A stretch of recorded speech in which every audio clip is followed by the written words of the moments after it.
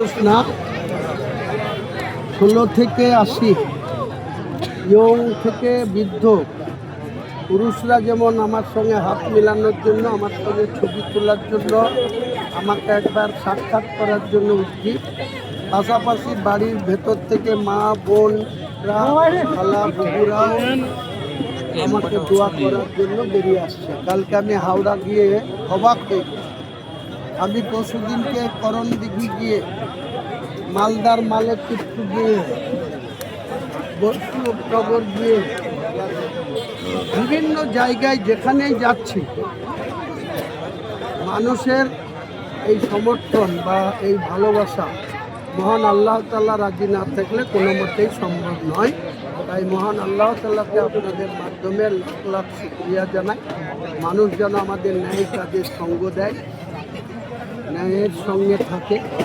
আমরাও মানুষকে ন্যায় প্রতিষ্ঠা করার জন্য অনুরোধ করছি, আবেদন করছি। নিশ্চয়ই আল্লাহর রহমতে আমাদের পাশে থাকবে।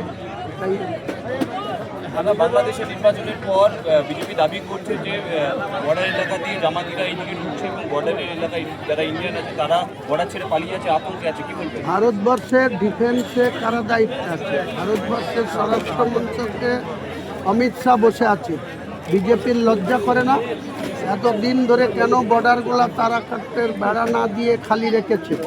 মমতা ব্যানার্জির সাথে এত সখ্যতা কেনই বা মমতা ব্যানার্জি বর্ডারে কাটা তার লাগানোর জন্য ল্যান্ড দেয়নি, জমি দেয়নি? আর কেনই বা এই অমিত শাহ দলরা কিছু অসামাজিক অসৎ ব্যবসাদের কাছ থেকে টাকা লুটার জন্য বর্ডারগুলোকে এইভাবে ওপেন রেখেছে? আজকে চোরের মায়ের বড় গলা। তাই তারা ক্ষমতায় বসে আছে, আর তারা দায় দিবে বিরোধীদের উপর। বিরোধীরা ক্ষমতায় আসুক, ওরা ছেড়ে দেখ, আমাদেরকে গদিতে বসাক, আমরা যথাযথ ব্যবস্থা গ্রহণ করি।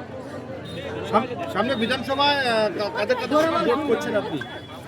দেখুন, জোট তো আমি ওপেন করে রেখেছি যে যারা তৃণমূল কংগ্রেস ক্ষমতাচ্যুত করতে চায়, এই তুলাবাজ, মিথ্যাচার, দুর্নীতিগ্রস্ত সরকারটাকে পরাস্ত করতে চায়, সে সিপিএম, কংগ্রেস, তার সঙ্গে আইএসএফ, আজাদ সমাজ পার্টি, সিপিআই, যতগুলো বাংলায় দল আছে, নতুন করে একটা জাতীয় উন্নয়ন পার্টি হয়েছে, সবার জন্য আমি বলেছি আমরা সবাই বসে, আমরা ইগো ছেড়ে, লড়াই ছেড়ে, আমরা সবাই একটা হয়ে আগে এই মমতা ব্যানার্জির চোরের সরকারটাকে পরাস্ত করার জন্য ডেকেছি।